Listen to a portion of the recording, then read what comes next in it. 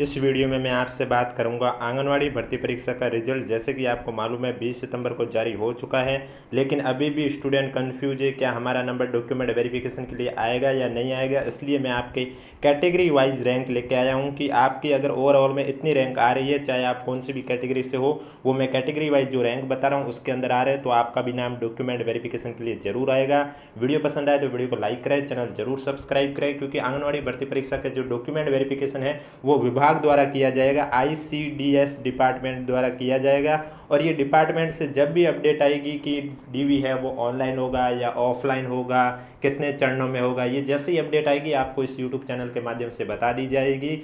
और डीवी से पहले जो स्क्रूटनी फॉर्म स्टार्ट होंगे SSOID के माध्यम से, जो कि अधीनस्थ बोर्ड द्वारा स्टार्ट करवाए जाएंगे, वो भी जब भी स्टार्ट करवाए जाएंगे उसको लेकर भी जब भी अपडेट आएगी आपको इस यूट्यूब चैनल के माध्यम से बता दी जाएगी। यानी कि आंगनवाड़ी भर्ती परीक्षा के डॉक्यूमेंट वेरिफिकेशन से रिलेटेड छोटी से छोटी या बड़ी से बड़ी कोई भी अपडेट आती है तो आपको इस यूट्यूब चैनल पर देखने को मिलेगी। इसलिए चैनल जरूर सब्सक्राइब करें, नोटिफिकेशन भी ऑन रखिए, ताकि जब भी मैं नया वीडियो लेके आऊँ आंगनवाड़ी भर्ती परीक्षा से रिलेटेड कोई भी, तो सबसे पहले वो आपके पास पहुंचे। और इसके अलावा अगर अभी तक आपने हमारा टेलीग्राम ग्रुप ज्वाइन नहीं किया है तो लिंक नीचे डिस्क्रिप्शन में दिया हुआ, आप जाके ज्वाइन कर सकते हो।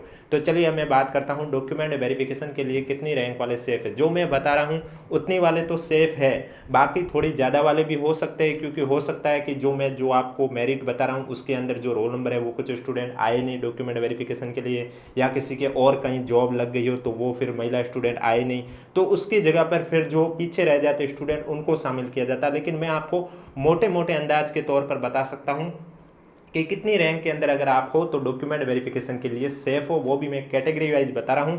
इसलिए वीडियो को बिना स्किप किए कंप्लीट देखें। तो चलिए वीडियो स्टार्ट करते हैं। वीडियो स्टार्ट करने से पहले एक बार वीडियो को लाइक कर लीजिए और चैनल जरूर सब्सक्राइब कर लीजिए। तो जैसा कि आप सभी को मालूम है आंगनवाड़ी भर्ती परीक्षा 254 पदों के लिए आयोजित की गई थी, और इसमें आपके 213 पद है वो नॉन TSP के हैं और 41 पद है वो TSP के। अब डॉक्यूमेंट वेरिफिकेशन के लिए आप सभी को मालूम है रिक्त पदों के 2 गुना स्टूडेंट को शामिल किया जाता है, यानी कि 508 के करीब। ये भी संख्या ज़्यादा भी होगी थोड़ी, लेकिन मैं आपको 508 के हिसाब से ही बता रहा हूँ कि आपकी कौन सी रैंक तक आपका स्कोर है वो सेफ है। तो सबसे पहले मैं बात करूंगा, मैं सभी कैटेगरी में जनरल की ही बात करूंगा, फीमेल में सिर्फ जनरल की ही बात करूंगा, बाकी कैटेगरी की बात नहीं करूंगा। तो जैसा कि आप सभी को मालूम है नॉन TSP में जनरल की बात करें तो नॉन TSP में जनरल के लिए 126, यानी कि जो टॉप के 126 रैंक की महिला स्टूडेंट है, फिर चाहे वो कौन सी भी कैटेगरी से हो, चाहे SC से हो, चाहे OBC से हो, या ST से हो, या MBC से हो, या EWS से हो, किसी भी कैटेगरी से हो, जो टॉप के 126 रैंक के अंदर महिलाएं हैं उन सबका डॉक्यूमेंट वेरिफिकेशन होगा। क्योंकि आपको मालूम है जो 254 पदों का वर्गीकरण है उसमें से आप देख सकते हैं जो 254 पदों का वर्गीकरण है इसमें नॉन TSP में जनरल के है आपके 63 पद। तो डॉक्यूमेंट वेरिफिकेशन में 2 गुना को शामिल किया जाता है, यानी कि 126 स्टूडेंट को, और 126 स्टूडेंट में कौन सी भी कैटेगरी के आ सकते हैं, जो टॉप के 126 स्टूडेंट है वो किसी भी कैटेगरी से हो उनका डॉक्यूमेंट वेरिफिकेशन होगा। अब पीछे की जो कैटेगरी हैं वो कैसे चेक करेंगे कि उनकी रैंक ओवरऑल में कितनी आ रही है, तो वो डॉक्यूमेंट वेरिफिकेशन के लिए सेफ है। तो सबसे पहले मैं बात करूंगा EWS कैटेगरी में। मैं सभी कैटेगरी में जनरल फीमेल की ही बात कर रहा हूं। तो EWS कैटेगरी में अगर आपके ओवरऑल में रैंक 261 के अंदर आ रही है और आप EWS कैटेगरी से हो तो आपका भी डॉक्यूमेंट वेरिफिकेशन होगा। क्योंकि EWS कैटेगरी के लिए डॉक्यूमेंट वेरिफिकेशन में जैसे कि रिक्त पद 18 है, डॉक्यूमेंट वेरिफिकेशन में डबल होते हैं, यानी कि 36 पद। तो 36 के हिसाब से मैंने देखे हैं। आपको ये काउंट कैसे करने होते हैं, ये काउंट आपको करने होते हैं 126 के बाद EWS की कितनी है और आपके रोल नंबर से पहले कितनी है। तो मैंने क्या किया है, जैसे कि आप देख सकते हैं EWS कैटेगरी मैंने सबसे पहले सर्च किया, जो PDF आपकी है रिजल्ट वाली उसको मैंने ओपन किया है, उसमें मैंने सर्च किया है EWS कैटेगरी। कौन सी कैटेगरी? EWS कैटेगरी सर्च किया। अब मैंने क्या किया, जो 126 के बाद है EWS के वो मैंने काउंट करने शुरू किए। EWS कैटेगरी में जो 126 के बाद स्टूडेंट है, जैसे कि आप ये स्क्रीन पर देख सकते हैं, तो यहाँ पर 126 के बाद जितने भी EWS के हैं आप देख सकते हैं हाईलाइट येलो कलर में है, तो ये सभी मैंने काउंट किए हैं। और ये मैंने कब तक काउंट किए हैं, जो रिक्त पद है उसके डबल। डॉक्यूमेंट वेरिफिकेशन में आप सभी को मालूम है डबल को शामिल किए जाएंगे, यानी कि रिक्त पद आपके 18 थे, डबल 36, तो 36 स्टूडेंट है तब तक के लिए काउंट किए थे, और जो 36वां स्टूडेंट है उसकी रैंक थी 261, यानी कि 261 रैंक के अंदर ईडब्ल्यूएस कैटेगरी की जितनी भी महिलाएं स्टूडेंट है वो सभी सेफ जोन में है डॉक्यूमेंट वेरिफिकेशन के लिए। वीडियो पसंद आए तो वीडियो को लाइक करें, चैनल जरूर सब्सक्राइब करें, क्योंकि कल मैं आपसे बात करूंगा इसी यूट्यूब चैनल पर आंगनवाड़ी भर्ती परीक्षा के लिए फाइनल सिलेक्शन के लिए जो सेफ रैंक है वो कितनी है। नेक्स्ट है अनुसूचित जाति। अनुसूचित जाति यानी कि एससी कैटेगरी। एससी कैटेगरी की मैं बात करूं तो एससी कैटेगरी में जिनकी ओवरऑल में रैंक 574 के अंदर आ रही है वे सभी महिला स्टूडेंट सेफ हैं।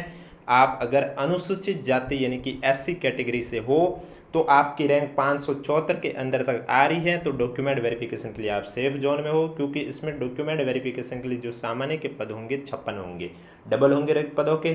तो 56 मैंने जो 126 जनरल के उसके बाद से काउंट किए 56 स्टूडेंट को एससी कैटेगरी से। अब एससी में मैंने सभी को काउंट किया है, चाहे वो परित्यक्ता से हो विधवा से हो, क्योंकि एससी कैटेगरी में जनरल में सभी काउंट होंगे।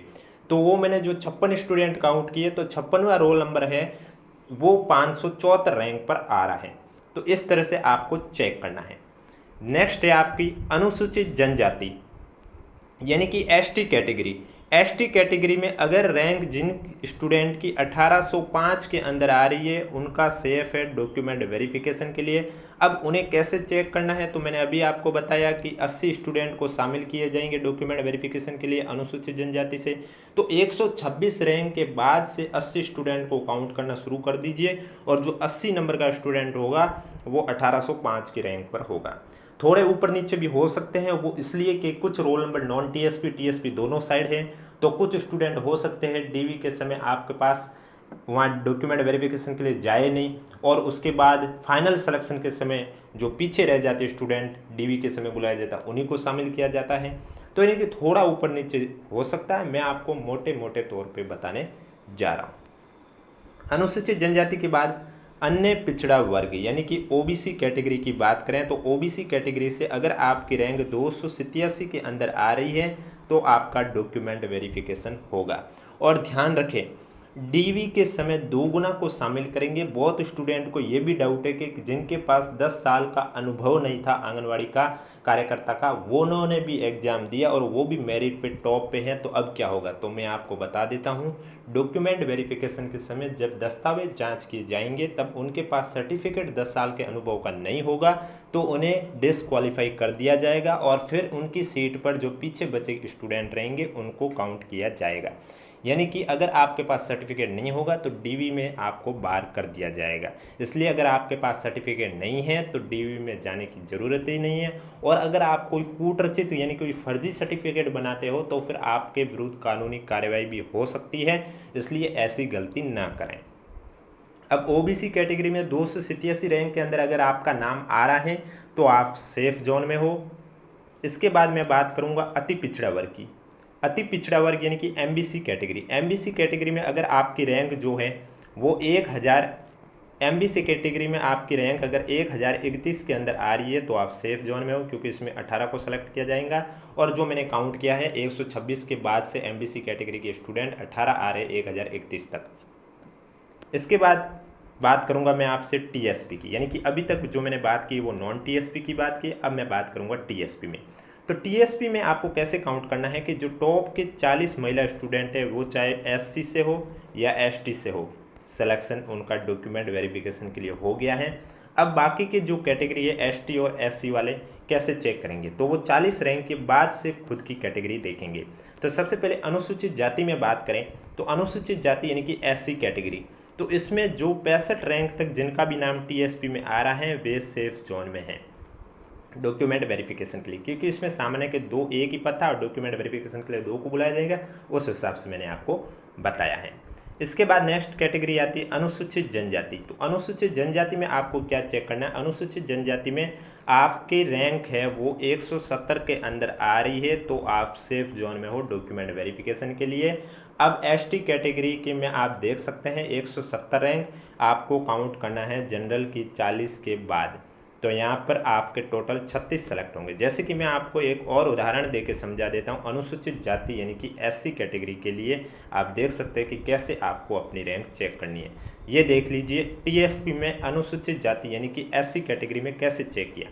तो ये देख सकते हैं आप, अनुसूचित क्षेत्र स्पष्ट रूप से लिखा हुआ है। जैसा कि मैंने आपको कहा, टॉप के 40 स्टूडेंट को तो काउंट ही नहीं करना, वो जनरल से है तो उनका जनरल से सिलेक्शन हो जाएगा। तो टॉप के 40 स्टूडेंट आप देख सकते हो मैंने काउंट नहीं किया। इसके बाद मैं काउंट करूंगा 2 जिन्हें एससी कैटेगरी के कौन कौन है। तो आप देख सकते हैं 2 जिन्हें, एक 56 नंबर पर आ रही है रैंक और दूसरी रैंक 65 नंबर पर आ रही है। तो यानी कि 65 रैंक के अंदर ये 2 ही है। तो जो 65 रैंक है वही सेफ है डॉक्यूमेंट वेरिफिकेशन के लिए। तो मैं फिर से बता देता हूँ, डॉक्यूमेंट वेरिफिकेशन के लिए कौन कौन से डॉक्यूमेंट तैयार करने हैं ये मैंने कल के वीडियो में ऑलरेडी बता दिया है। अगर वो अभी तक आपने नहीं देखा तो हमारे यूट्यूब चैनल पर जाके आप देख सकते हो, जिसमें मैंने आपको नोटिफिकेशन जो जारी हुआ था आपका एडवर्टाइजमेंट आंगनबाड़ी भर्ती परीक्षा का, उसमें जो लिखे हुए उसी के अकॉर्डिंग आपको मैंने बताया था कि कौन कौन से दस्तावेज आपको तैयार करने हैं।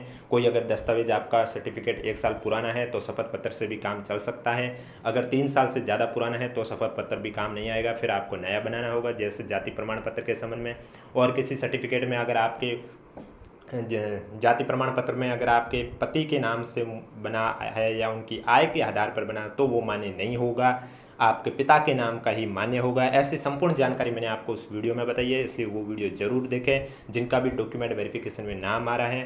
वीडियो पसंद आए तो वीडियो को लाइक करें, चैनल जरूर सब्सक्राइब करें। मैं फिर से बता देता हूँ, जो डॉक्यूमेंट वेरिफिकेशन का काम है वो विभाग अब करेगा, ICDS विभाग। अब ये विभाग की ओर से ऑनलाइन ऑफलाइन जो भी अपडेटें आती रहेगी आपको इस यूट्यूब चैनल पर समय समय पर मिलती रहेगी, इसलिए हमारे चैनल से जुड़े रहिए, नोटिफिकेशन भी ऑन रखिए ताकि आंगनबाड़ी भर्ती परीक्षा से जुड़ी मैं कोई भी वीडियो लेकर आऊँ सबसे पहले आपके पास पहुँचे। और इसके अलावा अगर अभी तक आपने हमारा टेलीग्राम ग्रुप ज्वाइन नहीं किया है तो लिंक नीचे डिस्क्रिप्शन में दिया हुआ, आप जाके ज्वाइन कर सकते हो।